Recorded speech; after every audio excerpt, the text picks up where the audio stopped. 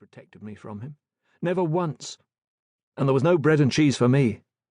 Probably Harter's stolen coins were only enough for one.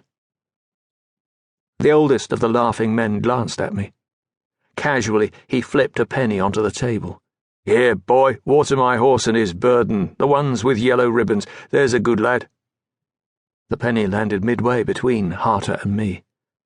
I saw the muscles of his great shoulders shift, as if he meant to reach for it. But the older man watched us, and so Harter merely nodded, as if giving permission, as if he were some sort of gracious lord. Harter! Hatred burned behind my eyes. I snatched the penny and went outside. The day was soft and clear, traces of the golden-orange sunrise still in the sky, and the rough grass smelling of last night's rain. I fetched water from the stable-yard well, both for the horse and for the ram tethered in the cart, its horns bright with yellow ribbons. More wagons arrived at the inn, farmers arriving for the fair. Their cart wheels groaned under loads of vegetables, sheep, baskets, children. "The caravan comes! I saw it!" a child shrieked, leaning so far over the side of his wagon that he nearly fell out. "I saw it!" "Hush your noise," his young mother said fondly. She wore a lavender dress and lavender ribbons in her hair, and her hand strayed to stroke her little lad's soft curls. Bitterness ran through me like vomit. Harter would make me do it. He would make me cross over, lying concealed in the back of our worn and faded fair booth.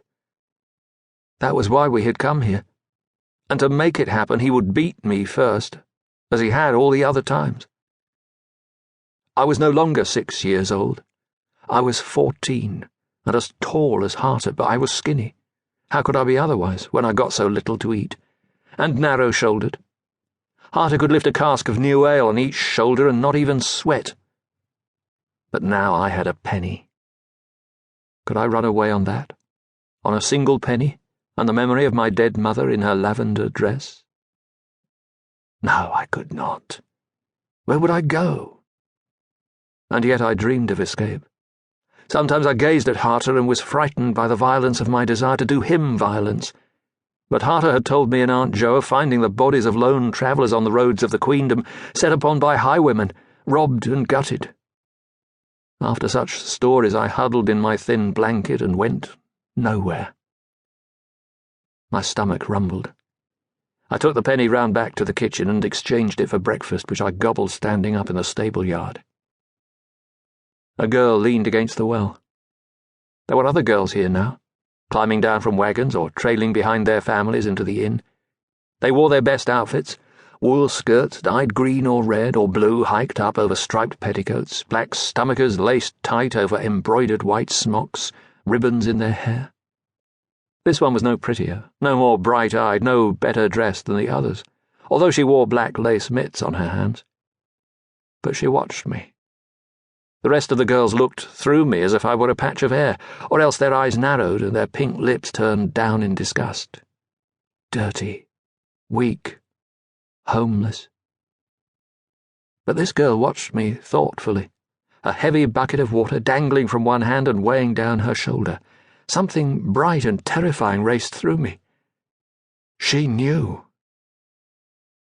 But of course that was nonsense. Nobody knew about me except my aunt and the bastard she had married, and sometimes I think even my aunt doubted. He can do what? Does he merely pretend? But Aunt Jo said so little, serving Harter in such cringing silence, that it was impossible to tell what she thought except that she wished I had not come to her on her sister's death. That wish was evident every moment of every day. But even so, she didn't wish it as fervently as I. However, there had been nowhere else for me to go. My mother dead, my father vanished before I had any memory of him. Aunt Jo would never talk of either, no matter how much I begged. And now, all these years later, still nowhere else for me to go. The girl nodded at me and walked off with her heavy bucket. Her long black hair braids swung from side to side. Her pretty figure grew smaller as she walked away from me, so that it almost seemed as if she were disappearing, dissolving into the soft morning light. "There you are," Harter's voice said behind me. "Getting breakfast, are you?"